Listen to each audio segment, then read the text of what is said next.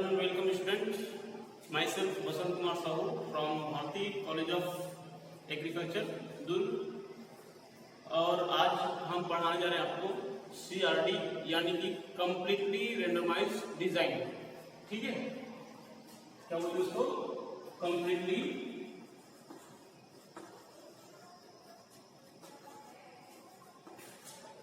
Randomised design. ठीक है, या इसी को हम शॉर्ट में बोलते हैं CRD। ठीक है, यानी कि इसको हम हिंदी में अगर कहना चाहें तो क्या होगा? पूर्णतः यादृच्छिक कविकल्पना। ठीक है, तो इस प्रकार की जो डिजाइन होती है वो अभी तक की सबसे सिंपल या सबसे इजी डिजाइन होती है। ठीक है, क्योंकि हम इस प्रकार के डिजाइन में जितने भी हम टेस्ट सामग्री लेते हैं, ठीक है, यानी कि संपूर्ण टेस्ट सामग्री का हम क्या करते हैं, या एक जिस एरिया को हमको टेस्ट करना रहता है उस पूरे एरिया को क्या करते हैं, छोटे छोटे बराबर भागों में डिवाइड कर देते हैं। ठीक है, और उन भागों की जो संख्या है वो किस पर निर्भर करती है? उसकी उपचारों की संख्या यानी कि ट्रीटमेंट, नंबर ऑफ ट्रीटमेंट, और उसके साथ ही पुनः प्रयोगों की संख्या। ठीक है, यानी कि हम उसको जितने बार प्रयोग करते हैं उसकी नंबर उसी पर वो डिपेंड करता है। ठीक है, यानी कि जो खेत को हम लोग डिवाइड करते हैं छोटे छोटे भागों में या इकाइयों में, वो किस पर डिपेंड करेगा? छोटे छोटे उसके जो ट्रीटमेंट है, नंबर ऑफ ट्रीटमेंट्स, एंड जो पुनः प्रयोग है उस पर वो क्या करता है, निर्भर करता है। ठीक है, अब इस प्रकार से हमको एक ट्रीटमेंट प्राप्त होती है। ठीक है, हमको बहुत सारे वहां पर ट्रीटमेंट प्राप्त होगी, उपचार मिलेगा। उन उपचारों का हम क्या करेंगे? यादृच्छिकरण करेंगे, यानी कि रैंडमाइज करेंगे। ठीक है, अब उसको हम रैंडमाइज करेंगे तो ये रैंडमाइज क्या होता है? रैंडमाइज क्या होता है यानी कि यादृच्छिकरण क्या होता है? उसको हम क्या करेंगे, जो जितने भी उनको उपचार मिलता है, जितने भी उनको ट्रीटमेंट मिलता है, उन ट्रीटमेंट को हम क्या करते हैं, रैंडमली मेथड से उस प्लांट में, या जो जिस प्लांट को हम लोग लगाना चाहते हैं उस प्लांट में हम उसको निर्धारित करते हैं। ठीक है, कौन से मेथड से? उसको रैंडमली मेथड से। ठीक है, अब उसके बाद क्या करेंगे, जो भी हमको ट्रीटमेंट मिल गया है या जो भी हमको प्लांट मिल गया है, उस प्लांट में जितने भी हमको नंबर ऑफ ट्रीटमेंट मिलेगा, उस ट्रीटमेंट में रहने वाले जितने भी हमको पुनः प्रयोग की जो संख्या है, ठीक है, उसको एक निर्धारित प्लांट में लगा देता है। ठीक है, ये हो गया इसका डिस्क्रिप्शन, इसके इंट्रोडक्शन। ठीक है, अब हमको ये देखना है कि उपचारों का हम रैंडमाइज कैसे करेंगे, यानी कि रैंडमाइज ऑफ ट्रीटमेंट। ठीक है, randomise of treatment, randomise of treatment. ठीक है, अब सपोज मेरे पास कुछ क्या है, रैंडम नंबर है।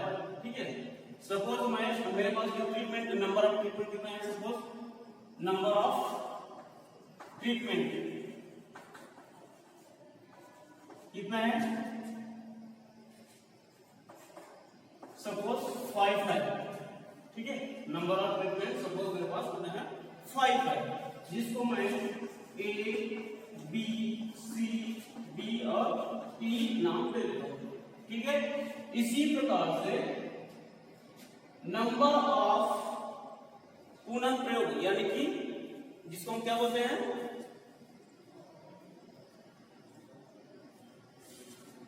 रिप्लिकेशन।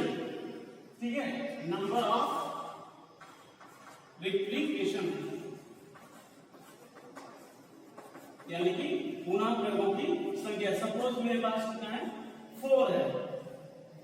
ठीक है, अब हमको यहाँ पर निकालना पड़ेगा, देख उपचारों की संख्या हम इसको यहाँ पर 5 लिए हैं, इसी प्रकार से पुनः प्रयोगों की संख्या पर 4 है। ठीक है, तो इसी के आधार पे हमको प्लांटों को डिवाइड करना पड़ता है। ठीक है, अब यहाँ पर प्लांटों का नंबर कितना जाएगा? Number of plant then number of turns कितना हो जाएगा यहाँ पर 5 into 4 इक्वल टू 20। ठीक, ये हो गया नंबर ऑफ प्लॉट्स। ठीक है, अब यहाँ पर नंबर ऑफ प्लॉट है तो कितने ट्रीटमेंट हमको यहाँ पर मिलेगा। ठीक है, नंबर ऑफ प्लॉट यहाँ पर 20 है तो इसी का आधार पर हम ट्रीटमेंट नंबर और अलग से निकालेंगे। ठीक है, मतलब हम इसको कितने बराबर भाग में बांट सकते हैं, 20 को हम कितने बराबर भाग में बांट सकते हैं, 4 इक्वल भागों में इसको बांट सकते हैं। ठीक है, समझ आया मतलब। अब इसके बाद मान लो हम एक एग्जांपल के थ्रू चलते हैं। याद रखो एक चीज हमें यहाँ पर इंपॉर्टेंट है, क्योंकि हमको इसको रेंडमाइज करना है तो रेंडमाइज करने के लिए क्या होता है, ये यहाँ पर अभी क्या हुआ था, नंबर ऑफ प्लांट्स कितना था 20 है। तो जब हम रेंडमाइज का एक टेबल रहता है उस टेबल में हम क्या करेंगे, देखेंगे 2 अंकों की ही हम नंबर को देखेंगे और वो जो नंबर है वो 20 से कम होना चाहिए। ठीक है, वो जो नंबर है वो 20 से कम होना चाहिए, उसी का हम क्या करते हैं, रेंडमाइज करते हैं और उसी से ही हम नंबर ऑफ ट्रीटमेंट को सिलेक्ट करते हैं। ठीक है, और उसी के आधार पर हम उसको पुनः प्रयोग करते हैं कि उसका रिप्लिकेशन करते हैं। ओके, अब सपोज हम जो रैंडम जो टेबल है उससे कुछ रैंडम नंबर देखते हैं। ठीक है, सपोज मेरे पास 20 क्या है, प्लांट है, 20 प्लांट है मेरे पास। अब वो जो प्लांट की कौन सा है, ठीक है, उसका नंबर हमको सिलेक्ट करना पड़ेगा किससे, रैंडम टेबल से। ठीक है, तो आइए उसको देखेंगे कौन सा है।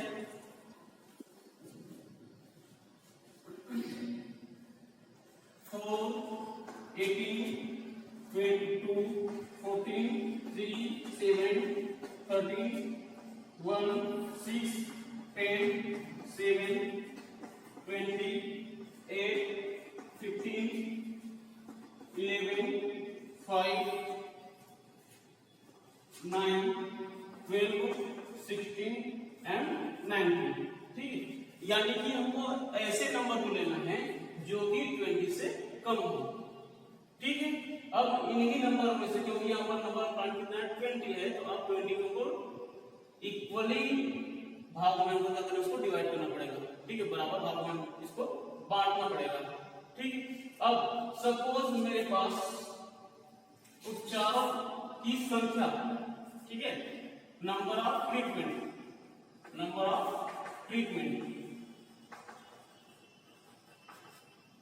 कितना है, कौन है यहाँ पर, सपोज ए है। ठीक है, सपोज ए है तो ए के लिए नंबर ऑफ ट्रीटमेंट ए भाग है।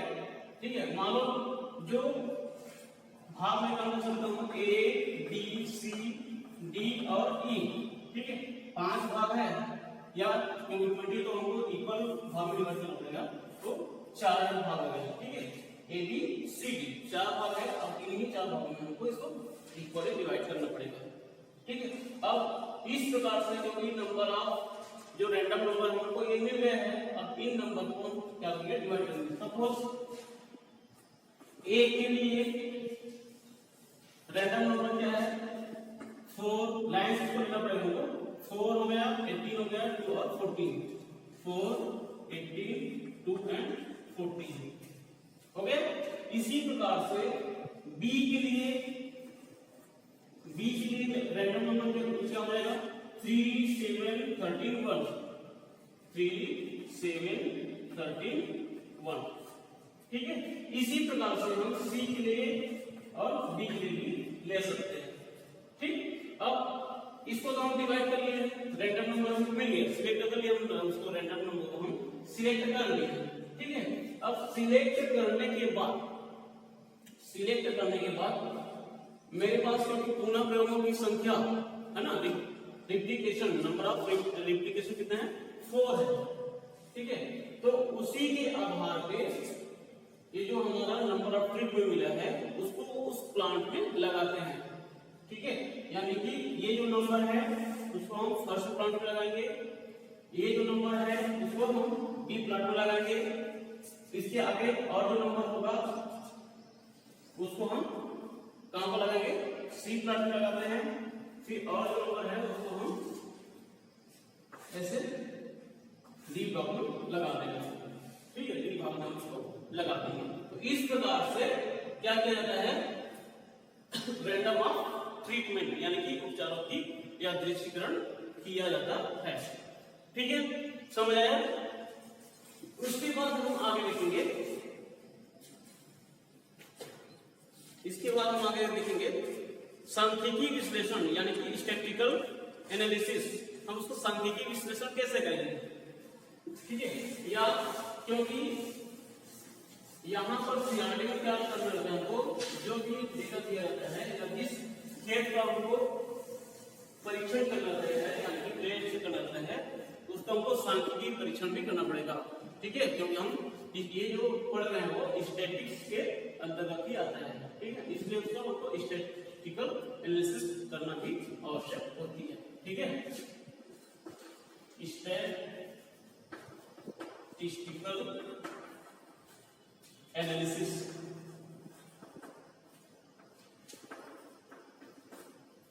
ठीक है। तो ये जो एनालिसिस है वो किस किस पर डिपेंड करता है, फर्स्ट, ठीक है। फर्स्ट हम देखेंगे टेबुलेशन जो रहता है, ये क्या है, एनालिसिस करने का स्टेप होता है, ठीक है। तो फर्स्ट क्या होता है, टेबुलेशन करना, टेबुलेशन, ठीक है। सेकेंड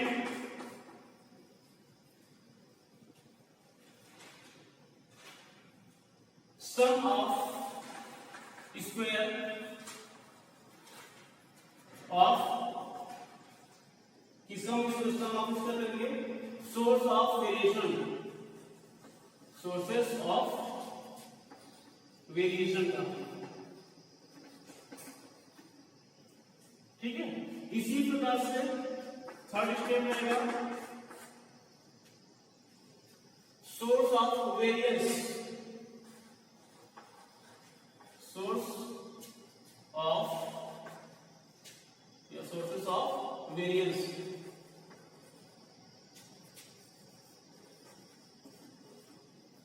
ठीक है।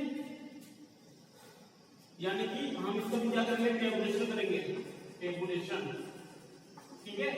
टेबुलेशन करने के बाद हम क्या करते हैं, एफ टेस्ट करते हैं एंड एफ टेस्ट करते हैं, ओके। इसी प्रकार से फोर्थ स्टेप रहेगा आपका, क्या होता है फोर्थ स्टेप, जो हमको एफ टेस्ट करके जो भी परिणाम मिलेगा, जो हमको रिजल्ट मिलता है उसका सिग्निफिकेंस करना पड़ता है, ठीक है। सिग्निफिकेंस हमको करना पड़ता है, ठीक। जो कि हम लोग यही से ही हमको सिग्निफिकेंस करने के बाद यानी कि सार्थकता परीक्षण के बाद ही हमको ये पता चलता है कि जो हम टेस्ट किए हैं या जो रिजल्ट निकला है वो सार्थक है या नहीं है, ठीक है। अगर सार्थक नहीं है तो हमको आगे और विश्लेषण करने की आवश्यकता नहीं पड़ेगी, ठीक है। लेकिन अगर वो सार्थक है, ठीक है, यानी कि आपका कहीं भी वेरिएशन आता है तो हमको पुनः विश्लेषण करने की आवश्यकता होगी, ठीक है। अब उसके लिए हम क्या करते हैं, क्रांतिक, क्या करते हैं, क्रांतिक अंतर निकालते हैं, ठीक है। यानी कि क्रिटिकल डिफरेंस निकालते हैं, ठीक है। इसके बाद फिफ्थ जो स्टेप रहता है, फिफ्थ स्टेप क्या है यहाँ पर, समरी ऑफ रिजल्ट, ठीक है। समरी ऑफ रिजल्ट, ठीक। तो ये 5 स्टेप रहता है। तो हम इसको एक एक करके और देखते हैं स्टैटिस्टिकल एनालिसिस के लिए, ठीक है। तो सबसे पहले हमको क्या करना पड़ेगा, सांख्यिकी विश्लेषण के लिए जो भी हमको रैंडम नंबर मिलता है, ठीक है, रैंडम नंबर हमको जो मिलता है उसका हम टेबुलेशन करेंगे। टेबुलेशन कैसे करेंगे, जैसे कि हम यहाँ पर 4 भाग में हमने उसको प्लॉट को डिवाइड किए थे ए बी सी डी, ठीक है। तो ए बी सी डी में कौन कौन सा रैंडम नंबर होता है तो उसको हम एक टेबल में डिजाइन कर लेंगे, ठीक है। उसको हम एक टेबल में डिजाइन कर लेंगे तो वो क्या आएगा आपका टेबुलेशन, ठीक है। उसके बाद sum of square of sources of variations, तो जो वेरिएशन यानी कि विचलन की जो स्रोत होती है, ठीक है, यानी कि सोर्स ऑफ वेरिएशन का हमको क्या करना पड़ेगा, सम ऑफ स्क्वायर करना पड़ेगा, ठीक है। मतलब वर्गों का हमको योग करना पड़ेगा, ठीक है। जितने भी हमको वेरिएशन मिलेंगे उनका वर्गों का योग करना पड़ेगा, ठीक है। जिसको हम शॉर्ट में लिखते हैं एस एस करते हैं, ठीक है, जिसको हम शॉर्ट में एस एस लिखते हैं, सम ऑफ स्क्वायर, ठीक हो गया। उसके बाद थर्ड पॉइंट देखेंगे sources of variations tabulation and F test, यानी कि जो हमको वेरिएंस मिलेगा, जो भी हमको भिन्नता मिलता है, ठीक है, उसको अलग अलग प्लॉट में डिजाइन करने के बाद हमको और भी बहुत सारे वेरिएशन मिलेंगे, उनको वेरिएंस मिलते हैं, ठीक है, विचलन हमको मिलते हैं या भिन्नता मिलता है, उसका हमको फिर से टेबुलेशन करना पड़ेगा। हम उसका फिर से टेबुलेशन करेंगे और उस टेबल में हम क्या करेंगे, उसका नंबर ऑफ ट्रीटमेंट अलग निकालेंगे। उसके बाद उसी टेबल में हम क्या करेंगे, नंबर ऑफ एरर, यानी कि या इसको दूसरे शब्दों में बोल सकते हो वेरिएंस ऑफ ट्रीटमेंट हो गया, और दूसरा क्या है वेरिएंस ऑफ एरर, ठीक है। दोनों को फाइंड करना पड़ेगा। दोनों को फाइंड करने के बाद उसको टेबल में डिजाइन करेंगे। टेबल में डिजाइन करने के बाद उसी टेबल पे ही हम क्या करते हैं, एफ टेस्ट निकालते हैं, ठीक है। अब एफ टेस्ट कैसे निकालेंगे, वेरिएंस ऑफ ट्रीटमेंट, ठीक है, वेरिएंस ऑफ ट्रीटमेंट में हम क्या करते हैं, वेरिएंस ऑफ एरर को डिवाइड कर देते हैं, ठीक है। तो इस प्रकार से एफ टेस्ट निकल जाता है, ठीक है। अब ये हम डिवाइड कर लें, अब डिवाइड करने के बाद हमको ये देखना पड़ेगा कि जो कैलकुलेशन जो वैल्यू आया है वो टेबल वैल्यू से छोटा है या बड़ा है। सपोज अगर वो बड़ा होता है, ठीक है, अगर वो ग्रेटर देन आता है तो उस कंडीशन में हमको क्या करना पड़ेगा, लेवल ऑफ सिग्निफिकेंस निकालना पड़ेगा, ठीक है। सार्थकता परीक्षण हमको फिर से सार्थकता तो इस तरह है उसके आधार पर निकालना पड़ेगा। वो जो स्तर क्या है, दो स्तर हम निकालते हैं, 5% लेकर या 1% लेकर के निकालते हैं, ठीक है। 5% कैसे कब निकालेंगे, जब हमको जो रिजल्ट मिलता है वो नल हाइपोथेसिस के अंतर्गत आता है, ठीक है। यानी कि यहाँ पर हम नल हाइपोथेसिस को एक्सेप्ट करते हैं, उस कंडीशन में हम जो लेवल ऑफ सिग्निफिकेंस को 5% लेते हैं, और जहां पर नल हाइपोथेसिस को हम रिजेक्ट कर देते हैं, अर्थात जो अल्टरनेटिव हाइपोथेसिस है उसको एक्सेप्ट करेंगे, वहां पर हम जो लेवल ऑफ सिग्निफिकेंस है वो 1% लेंगे, ठीक है। हो गए या तो क्लियर हुआ। उसके बाद क्या करेंगे, एक टेस्ट निकाल लिया, उसके बाद उसका सिग्निफिकेंस करेंगे, वही चीज है फिर से, ठीक है। उसके बाद जो भी हमको रिजल्ट आया, जो भी हमको रिजल्ट मिला है, उसी के आधार पे हम उसका समरी तैयार करते हैं, यानी कि वहां पर जो रिजल्ट आया है, जो हमको वैल्यू मिला है, उसमें जो भी हमको पूछा गया है, क्या उसमें नल हाइपोथेसिस स्वीकार किया जा सकता है या क्या उसमें वैकल्पिक जो आपका निराकरणीय है, यानी कि अल्टरनेटिव हाइपोथेसिस है ना, उसको हम क्या एक्सेप्ट कर सकते हैं, स्वीकार कर सकते हैं। वो किस पर डिपेंड करेगा, आपके रिजल्ट पर डिपेंड करता है, ठीक है। तो उसी का आधार पर हम समरी को तैयार करेंगे, ओके। उसके बाद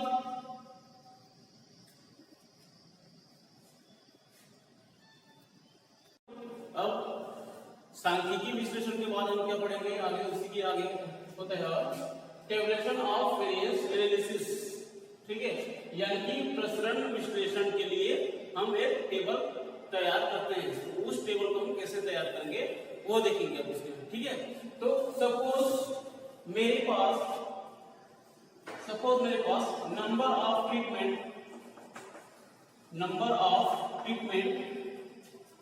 कितना है, स्मॉल m है, ठीक है। एंड आपका रिप्लिकेशन यानी कि पुनः प्रयोगों की संख्या, ठीक है, number of replication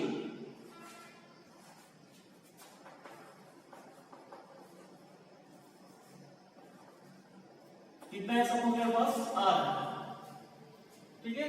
number of replication यानी पुनः प्रयोगों की संख्या कितना है, सपोज मेरे पास r है, ठीक है। तो इस प्रकार से निरीक्षणों की कुल संख्या, ठीक है, यानी कि आप चाहो तो प्लांटों की संख्या भी बोल सकते हो या निरीक्षणों की कुल संख्या, ठीक है, यानी कि नंबर ऑफ एक्सपेरिमेंट,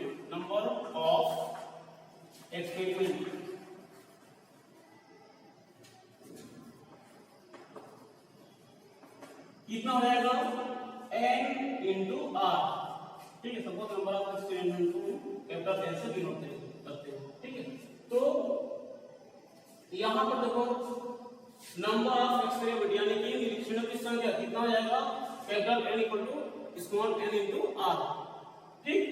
ये कब होगा, फर्स्ट कंडीशन में होगा जब जहां पर उपचारों की संख्या बराबर होगा और नंबर ऑफ पुनः प्रयोगों की संख्या यानी नंबर ऑफ रिप्लिकेशन दोनों क्या होगा, इक्वल होगा, ठीक है।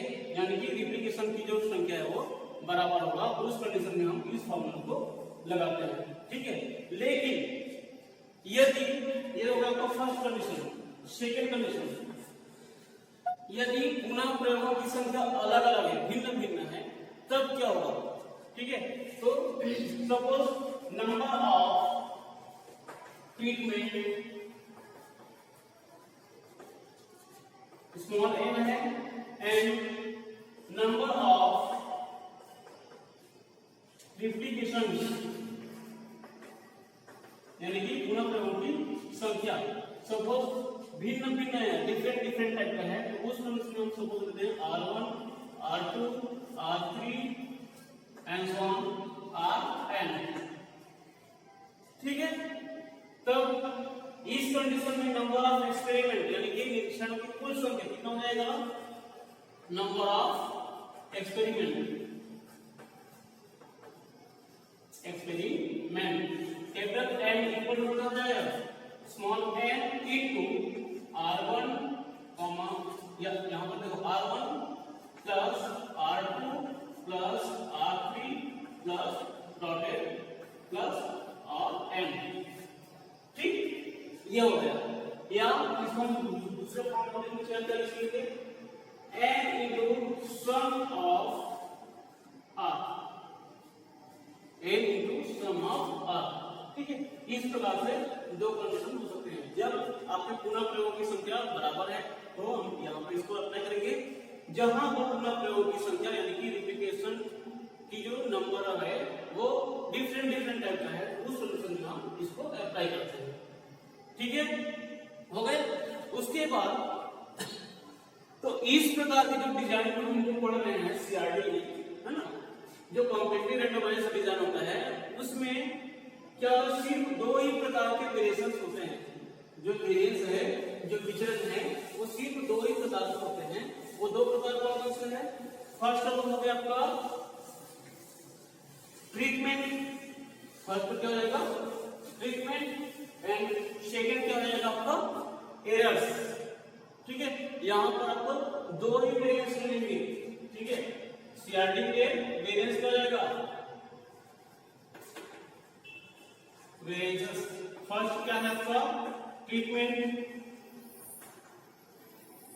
ठीक है, या सेकंड क्या होगा आपका एरर, ठीक। दो ही प्रकार के आपको वेरिएंस मिलते हैं, विचरण मिलते हैं, ओके।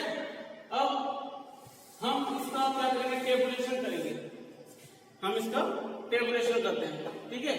तो टेबुलेशन करने के लिए आपको क्या करना पड़ेगा, कुछ डिजाइन या एक आपको टेबल बनाना पड़ेगा, एक टेबल को डिजाइन करना है, ठीक है। तो फर्स्ट कॉलम में आपका रहेगा source of variance, source of variance, यानी कि विचरण के स्रोत। ठीक है, सेकेंड कॉलम में आपको रहेगा degree of freedom, degree of freedom जिसको DF से डिनोट करते हैं। ठीक है, उसके बाद वर्गों का योग, वर्गों का योग यानी कि स्क्वायर ऑफ या सम ऑफ स्क्वायर। ठीक है, सम ऑफ स्क्वायर जिसको हम शॉर्ट में SF से डिनोट करते हैं। ठीक है, इसके बाद नेक्स्ट कॉलम क्या रहेगा आपका प्रसरण यानी कि वेरिएंस। ठीक है, यानी कि जो वेरिएंस आपका रहता है MS से इसको हम डिनोट करेंगे प्रसरण को। ठीक है, ये प्रसरण आपका दो प्रकार से होगा। इसके अगले जो कॉलम है उसमें हम शो करेंगे F टेस्ट के लिए, F टेस्ट के लिए रहता है। एंड जो लास्ट कॉलम रहेगा, लास्ट में कॉलम रहता है उसमें level of significance, significant for F test, F test.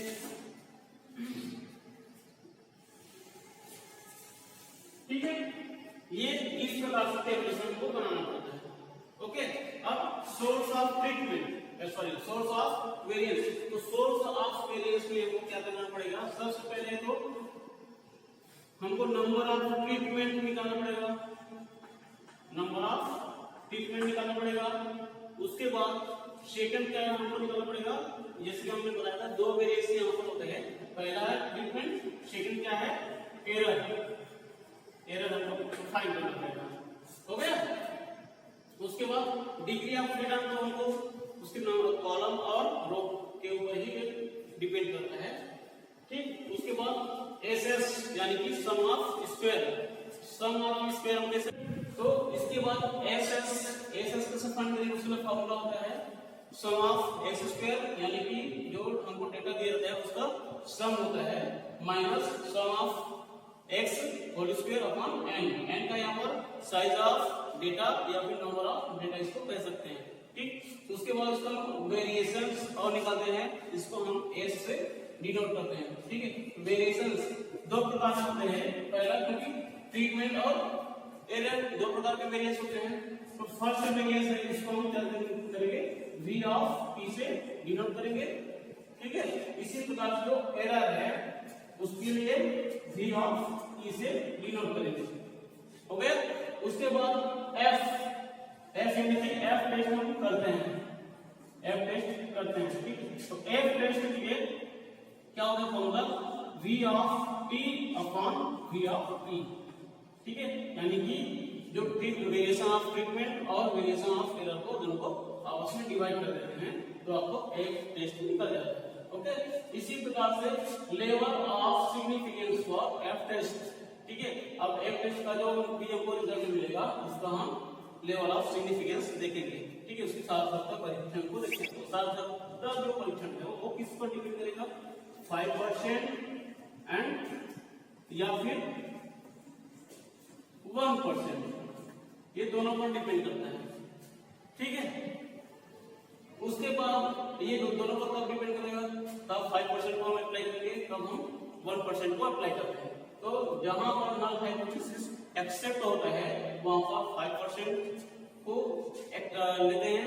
उसके बाद जहां पर हम नल हाइपोथेसिस को रिजेक्ट करते हैं यानी कि अल्टरनेटिव जो हाइपोथेसिस है उसको एक्सेप्ट करते हैं वहां पर 1% को लेते हैं। इसके लिए लेवल ऑफ सिग्निफिकेंस। ठीक है, समझ आया? तो इस प्रकार से हम इसको टेबुलेशन करते हैं और ये टेबुलेशन अभी तैयार हुआ है, ये जो टेबुलेशन अभी तैयार हुआ है इसी टेबल को हम कहते हैं एनोवा टेबल, एनोवा टेबल। ठीक है, ये बहुत ही इंपॉर्टेंट टेबल है।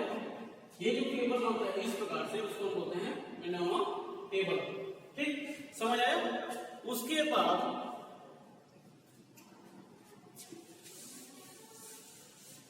जैसे कि डिग्री ऑफ फ्रीडम को फाइंड करना है। ठीक है, डिग्री ऑफ फ्रीडम को फाइंड करना है, तो डिग्री ऑफ फ्रीडम कैसे फाइंड करेंगे? उसके लिए क्या होता है, डिग्री ऑफ फ्रीडम के लिए फॉर्मूला होता है आपका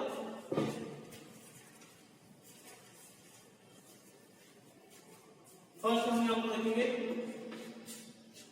degree of freedom, degree of freedom, ठीक है। तो डिग्री ऑफ फ्रीडम के लिए क्या होगा, टोटल